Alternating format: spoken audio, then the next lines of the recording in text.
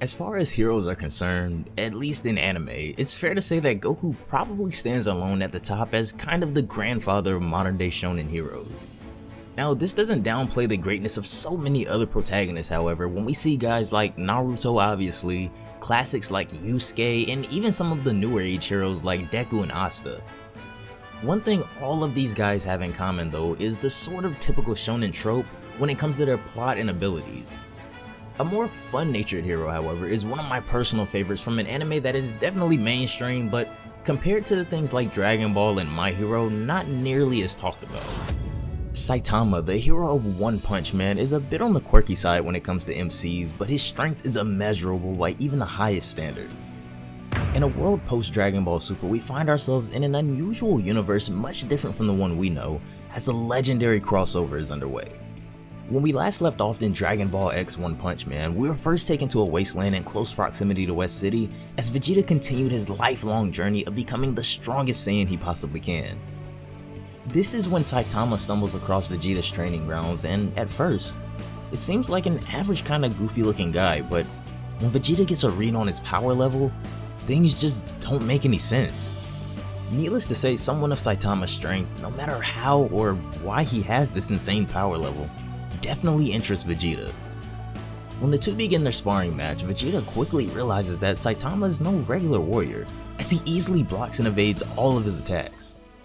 Not quite the same as Goku, however, Vegeta does see some merit in training with Saitama as the two take their leave from the training area. But this is only the beginning of quite the long and very unusual adventure in a world where two very different universes overlap. As we find ourselves in the lab of Dr. Kusino, we're first introduced to not only he, but for the first time, the cybernetic enhanced humanoid known as Genos. If any of you guys keep up with One Punch Man or have watched it in the past, then you know just how much of an absolute beast this guy is, and I plan on covering much more about him and the things going on in One Punch in the near future, so be sure to leave a like on this video if you're excited for a ton of new content. Genos, while training with another robot by the name of Kaka, seems to have received quite a bit of damage from his match and looks to use the remaining scraps as parts to repair himself. Dr. Kusino, however, whom Genos is extremely fond of, has another idea in mind as he mentions he knows of an ingenious family that built their wealth off of their inventions that could upgrade him beyond anything that they're capable of themselves.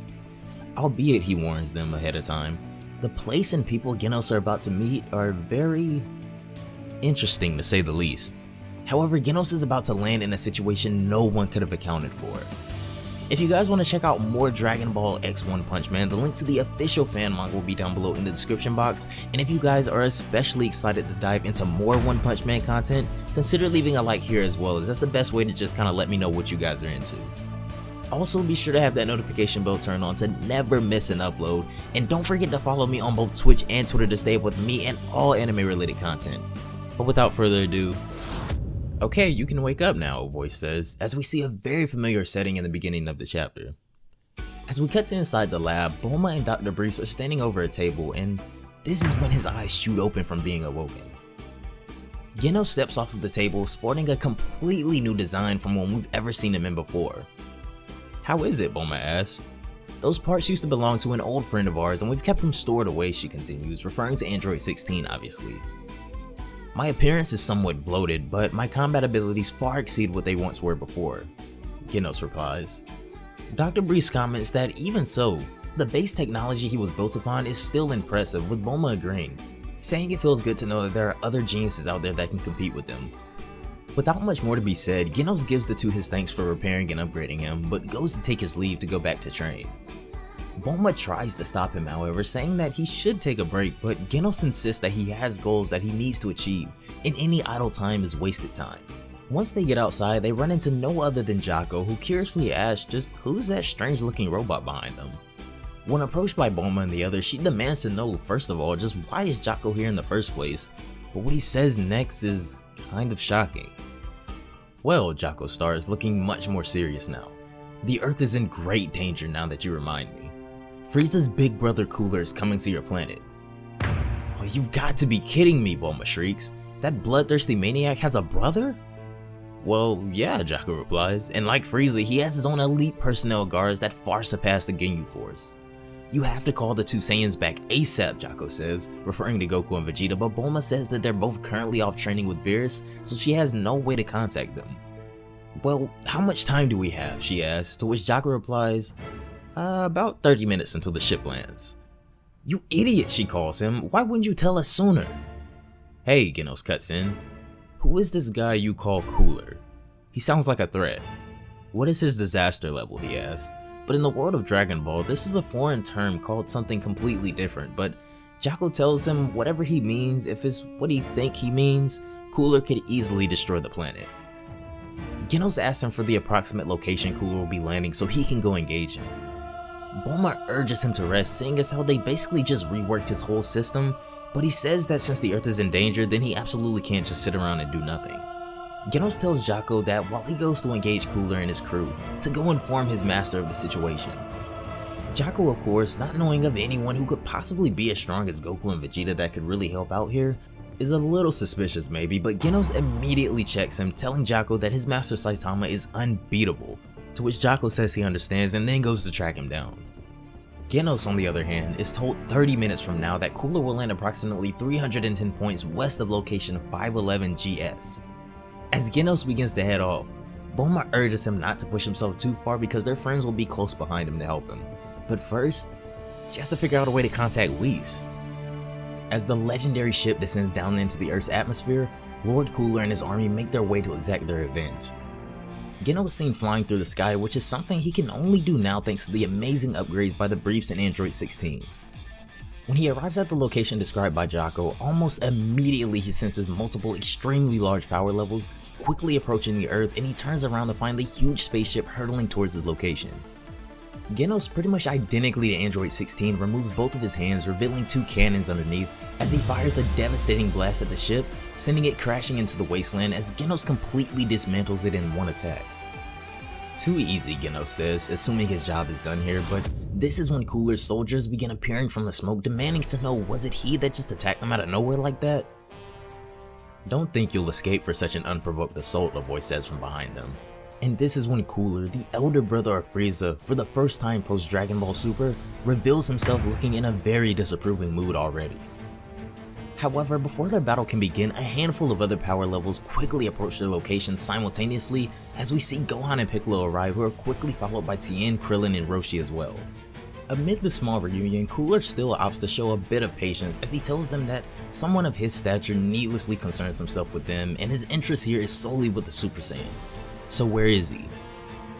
"Goku and Vegeta will be right on their way," the Z-Fighters reply, "but in the meantime, why don't you deal with us?"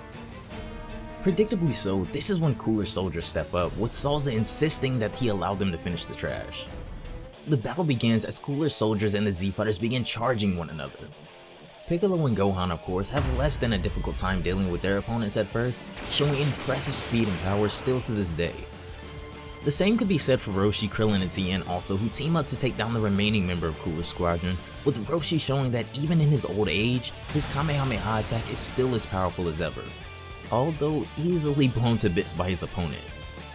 Even dodging a barrage of destructive discs, their opponent is showing to be extremely durable and agile too. However, Tien is right overhead to finish their combined attack, which was all a setup from the very beginning. He blinds him with a blistering solar flare attack, incapacitating him for a short time, all the while preparing an even more devastating attack.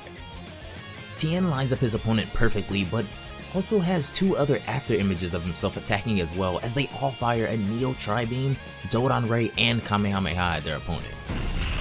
All of these attacks combined seem to have made a direct hit on him. However, when the smoke clears, he's still standing as he asks, "Just what do you think that attack was?" "Impossible," Tien thinks to himself. I hit him with everything I had," as we see him almost trembling with confusion, but Genos still seems unbothered by the situation. With the two other soldiers eventually destroyed by Piccolo and Gohan, the last one seems to be quite troublesome for Tien, Krillin, and Roshi as we see them get electrocuted, but before Roshi is injured any further, Genos finally steps in.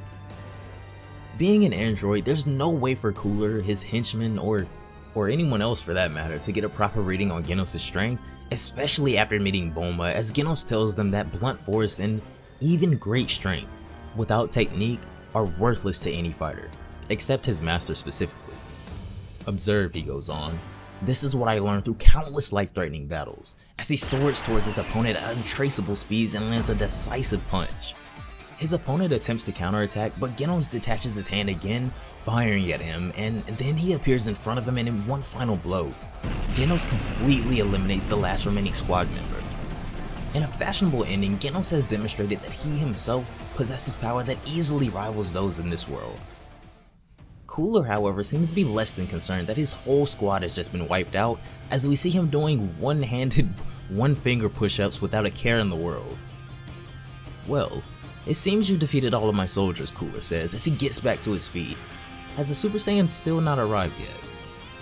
Piccolo's blood runs cold as they approach Cooler and get a better look at him, as he says that this guy looks just like him.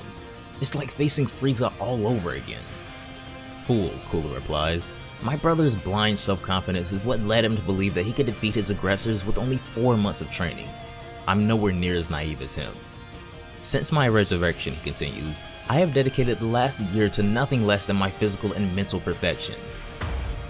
3 times. 3 times the amount of training Frieza did, and we witnessed what he was able to achieve with his golden form in only the span of 4 months. Cooler, however, has put himself through possibly even more strenuous training for an entire year's time as he looks to exact his revenge here and now. I've heard that you Saiyans have now obtained the power of the gods and potentially rival them. I have also elevated myself to that level. Although you lot have nothing to do with this really, I wish to test my new body. I hope you will oblige, he says. Piccolo removes his cape, explaining that something seems extremely different about Cooler. However, he doesn't mind testing out his strength either as he throws his cape to the ground. Ah, weighted armor, Cooler says. I'll keep that in mind for myself, to which Gohan kind of agrees that he should probably be doing something like that on the daily as well. With the battle about to begin, Gohan powers up, releasing absurd amounts of energy, even taking Piccolo off guard, but Cooler doesn't budge at all. Don't worry Piccolo, I'm ready, Gohan says. But Cooler, within an instant, impales Piccolo directly through the torso as a simple warm-up exercise, demonstrating the true power gap between them. What's this?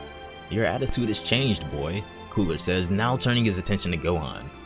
Are you also a Super Saiyan?